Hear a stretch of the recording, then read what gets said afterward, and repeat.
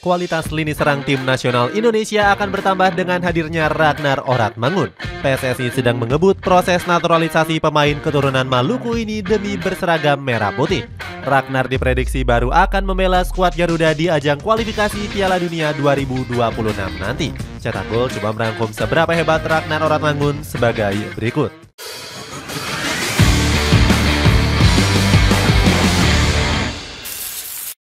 Winger berlabel juara Belanda.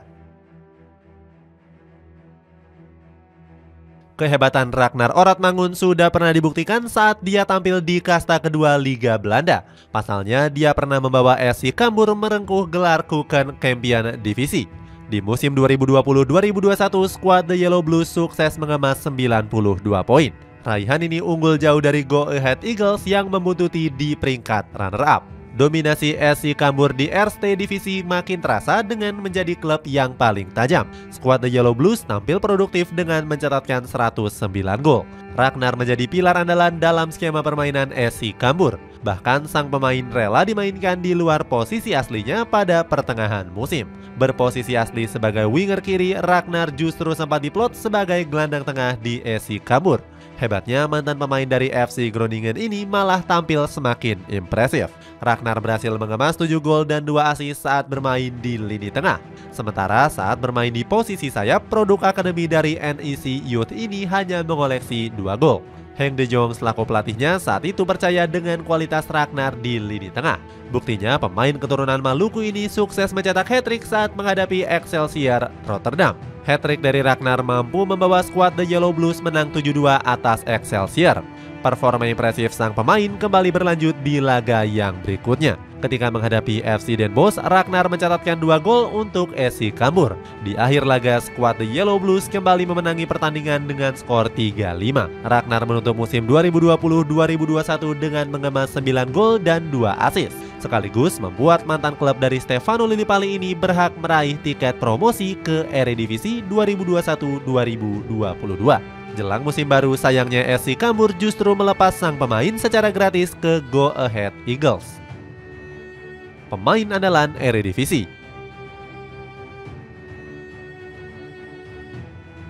Kiprah Ragnar Oratmangun di Eredivisie berlanjut dengan Go Ahead Eagles. Di musim 2021-2022, sang pemain tampil reguler di skema permainan dari Go Ahead Eagles. Dalam 10 laga awal Eredivisie, Ragnar tampil sebagai starter di 9 laga. Bahkan sang pemain hanya sekali absen membela Go Ahead Eagles di Eredivisie. Ragnar juga berkontribusi membawa klub dari kota Den Verter ini ke semifinal Piala Belanda. Namun sayangnya laju Go Ahead Eagles harus terhenti di tangan PSV Eindhoven. Ragnar dan kawan-kawan tumbang dengan skor 1-2 dari skuad Boren yang tampil dominan. Meski tersingkir, tapi Ragnar mencuri perhatian dengan mencetak 1 assist ke gawang PSV Eindhoven. Di musim pertamanya menjajal Eredivisie, Ragnar mencatatkan 44 jam di lapangan. Namun sang pemain gagal menyumbangkan 1 gol pun untuk Go Ahead Eagles. Ragnar hanya menorehkan 4 assist dari 34 pertandingan. Di akhir musim, Go Ahead Eagles hanya berhasil finish di peringkat 13 klasemen akhir Eredivisie. Karir dari Ragnar Oratmangun bersama Go Ahead Eagles hanya bertahan selama 1 musim. Pada 2022-2023, pemain kelahiran OS ini berlabuh ke FC Groningen dan dikontrak hingga tahun 2025. Bergabung ke pasukan hijau putih jadi lompatan karir yang bagus untuk Ragnar. Pasalnya, FC Groningen punya nama yang mentereng di kancah sepak bola negeri kincir angin. Klub dari kota Groningen ini beberapa kali tampil di kompetisi Eropa. FC Groningen juga pernah melahirkan pemain bintang besar seperti Arjen Robben. Namun Ragnar Oratmangun justru kurang mendapatkan kesempatan tampil saat membela pasukan hijau putih. Di musim 2022-2023, sang pemain hanya 21 kali bermain untuk FC Groningen di seluruh kompetisi. Jarang tampil reguler, Ragnar akhirnya dipinjamkan ke Fortuna Sittard di musim 2023-2024. Bersama skuad Fortunizen, Ragnar Oratmangun sudah tampil sebanyak 14 laga di musim ini. Fortuna Sittard kini bercokol nyaman di peringkat 10 Eredivisie. Naturalisasi demi hentikan paceklik gol. Kualitas hebat yang dimiliki oleh Ragnar Oratmangun coba dimanfaatkan oleh timnas Indonesia.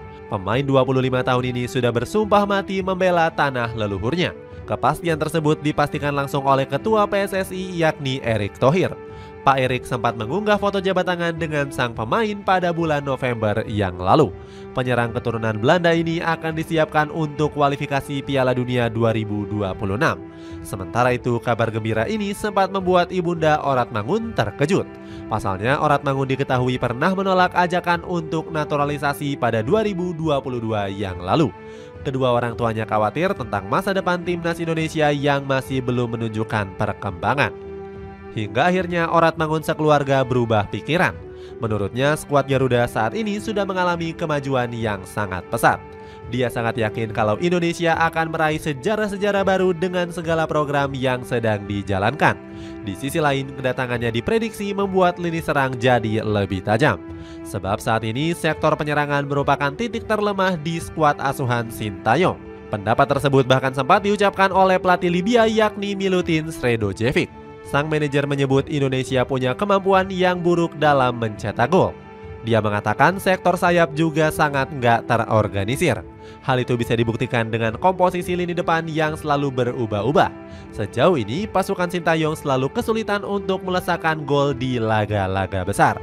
Contohnya di laga menghadapi Irak pada matchday pertama kualifikasi Piala Dunia 2026.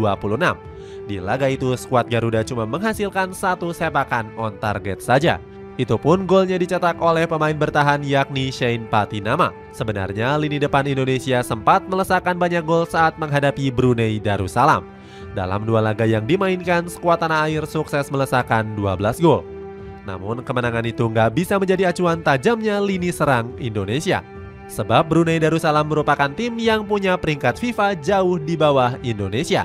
Karena level kita bukan mereka.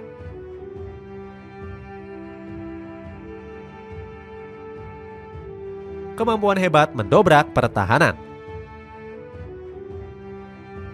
Kehadiran Ragnar Oratmangun di timnas Indonesia diharapkan mengatasi masalah krisis tersebut.